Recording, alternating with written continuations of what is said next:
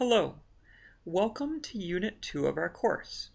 Unit 2 begins on Sunday, June 15th, and ends on Saturday, June 21st at 11:59 p.m. Eastern Time.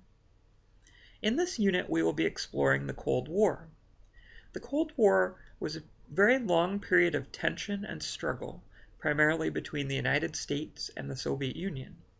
The Cold War began in 1945 at the end of the Second World War, and continued into the early 1990s. We will be examining the early phases of the Cold War in this unit, the 1940s, 1950s. For this unit, you will be asked to complete a variety of different assignments. You will be asked to participate in 2 discussion boards, to complete a primary source assignment, and to complete a film review. I'd like to briefly review each of these assignments to prepare you for the week ahead. I'd like to begin with the discussion boards.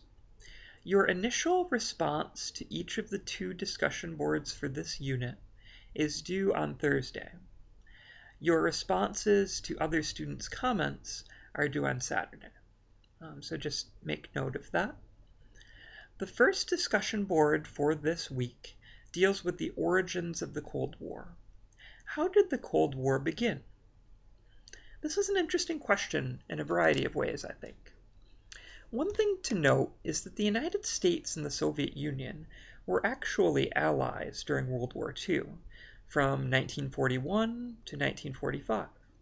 The reason for this was that we had a common enemy.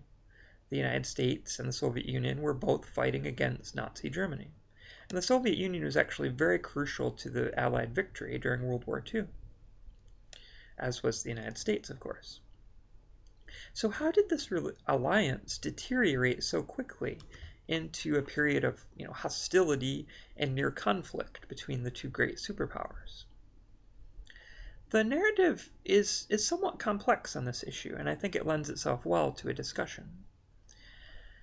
The United States and the Soviet Union had very different ideologies, systems of government, and economic systems.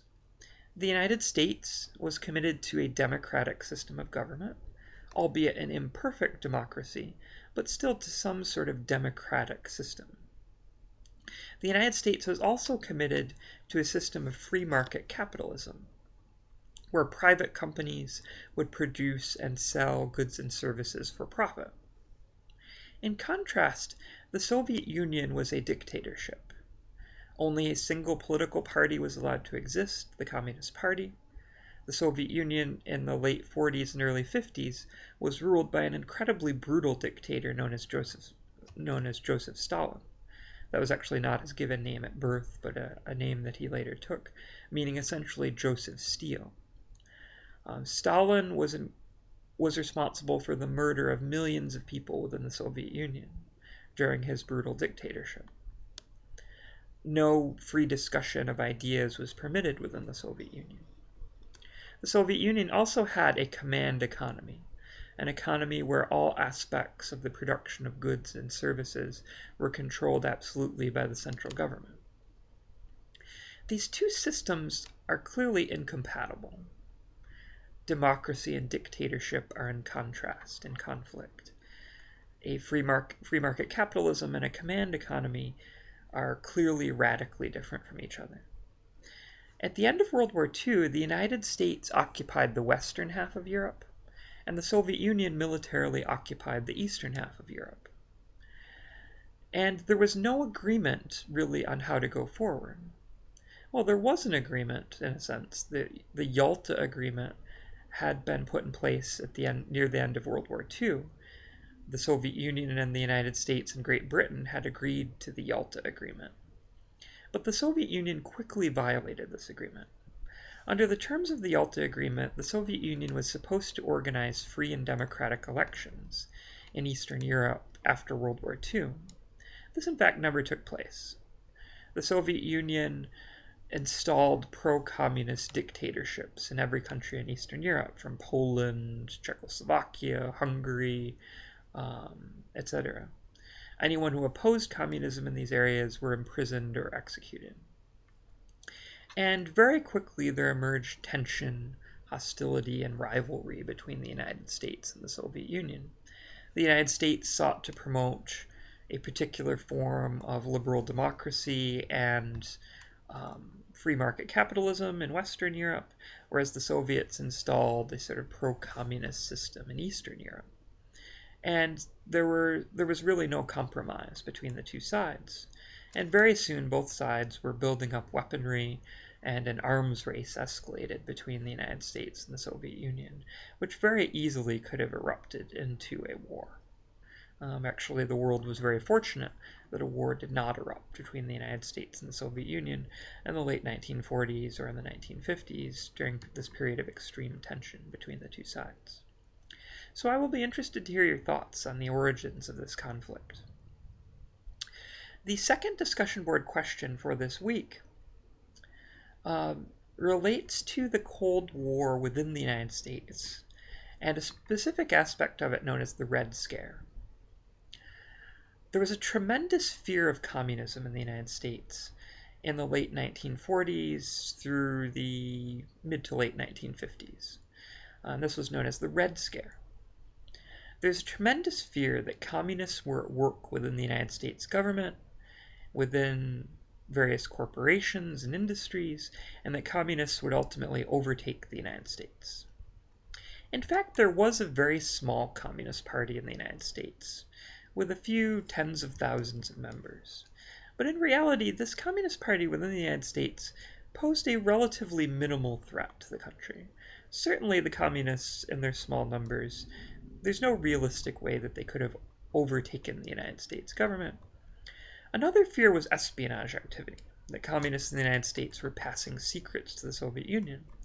Now, to some extent, this was a legitimate concern. There were communist spies within the United States, and they did pass some secrets to the Soviet Union.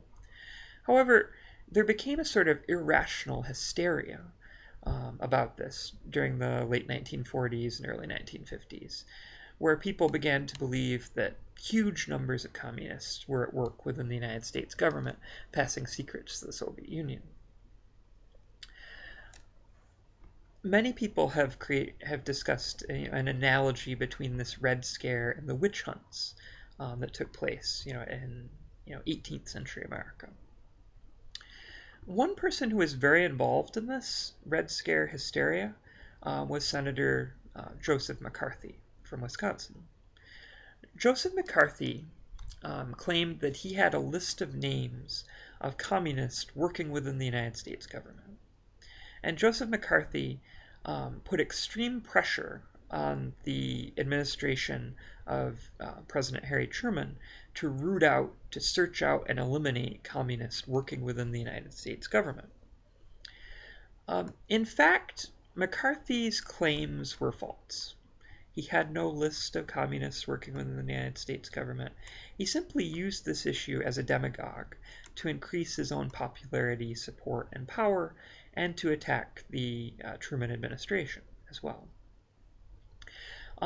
Tragically, Senator Joseph McCarthy ruined many innocent people's lives. He called people before congressional hearings and openly accused them of being communists. Merely the suggestion that a person was a communist in the late 40s or early 50s ruined their lives. They would be dismissed from their employment without any proof. They would be fired, and they would be unable to find any work.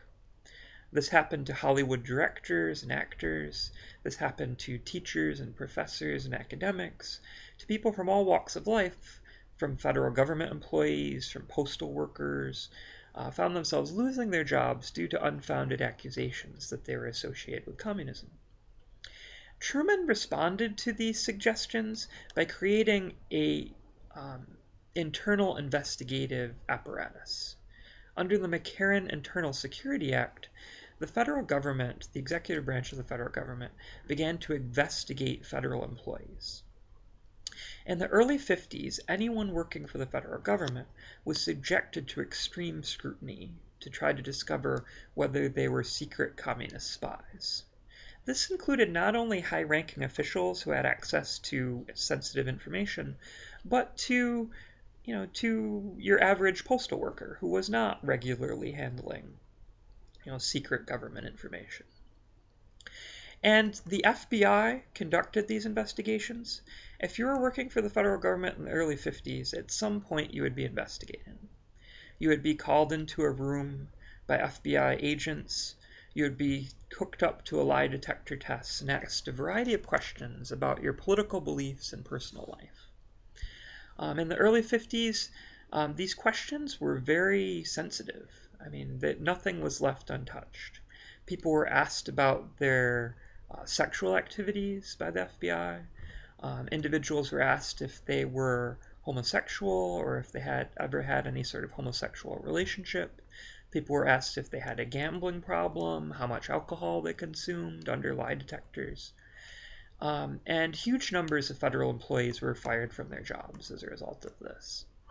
You might wonder why the questions about people's personal lives.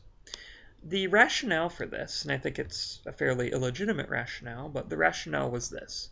Any person who had something to quote-unquote hide was considered subject to sabotage. So if you owed a lot of money to gamblers, presumably your bookies you could be influenced to give up secrets because you owed a lot of money to organized crime. Or if you had a drinking problem, the suggestion was, well, if you're inebriated, you won't be able to keep secrets. You'll spread information. The most pernicious aspect of this was probably the witch hunt against homosexuals, against gay men and women. Far more people were fired from federal jobs because they were gay than because they were actually communists. The rationale here in the 50s, it was believed that anyone who was homosexual would want to keep this a secret, and that therefore they could be subjected to blackmail by communist agents, and therefore they had to be terminated from their jobs. Most scholars today argue that this was a pretty severe violation of people's individual and civil liberties. So those are the discussion boards. The primary source documents, you have one document from President Harry Truman, which is his introduction of the Truman Doctrine. And you have a second document from his political nemesis, Senator Joseph McCarthy. Harry Truman was a member of the Democratic Party. He served as President of the United States. He became president after Franklin Roosevelt died in office in 1945. And he served 2 terms as president and had a pretty, significant influence on the development of the Cold War, as he was president when the Cold War began. He promoted a policy known as the Truman Doctrine, and under the terms of this doctrine, he committed the United States to fighting against the spread of communism all across the globe. Truman essentially introduces the policy of containment. Truman says, we can't overturn communism where it already exists. We can't invade Poland and overturn the communist government there without sparking a global world war with the Soviet Union, which is not what we want to do, clearly. So he says, we can't do anything to help the people in Poland and Czechoslovakia who are already living under communist tyranny. What we can do is fight against the spread of communism to any new territories. Truman presents communism like an infectious disease that's spreading across the world. And he says, we can't help the areas that have already been infected, but we can stop the spread of communism to any new area by committing both financial and military resources to help anti-communist freedom fighters, quote unquote, resisting the spread of communism. So he introduces the Truman Doctrine in 1947, and the first place it's applied is Greece. In Greece, there was a civil war. Communists were fighting against the Greek monarchy. The United States would funnel hundreds of millions of dollars of aid and weapons to the Greek monarchy to crush the communist insurgency in the country. Ultimately, this was effective, and the communist insurgency in Greece was eliminated and wiped out through a rather brutal campaign of repression organized by the Greek monarchy. The second document is from Senator Joseph McCarthy. This is the senator who claimed that he had a list of communists working within the U.S. government, which was in fact not true. He destroyed huge numbers of innocent people's lives through these claims and accusations. Unfortunately, he was totally immune from prosecution. There is a relatively little known law which states the following. Anything that a member of Congress says on the floor of Congress is immune from prosecution. A congressperson cannot be prosecuted for slander or libel for anything that they say, as long as they say it within the chambers of Congress. Therefore, he could not be prosecuted for any of his false statements. He was ultimately censured by Congress. Congress voted a censure basically saying Senator Joseph McCarthy has disgraced our institution. He ultimately left Congress in disgrace, and he died from alcoholism, from cirrhosis associated with alcoholism not long after. The other assignment is a film review. You're asked to watch a documentary film on the Cold War. I think it's a very helpful film. It's very informative. It is a bit dated in terms of its production, but it's, I think, a very valuable film, and it was the most informative film that I could find within our database related to the Cold War. So I hope that you'll find it to be interesting and engaging. You're asked to write a one-page commentary on that film. I look forward to working with you this week, and thank you for your time.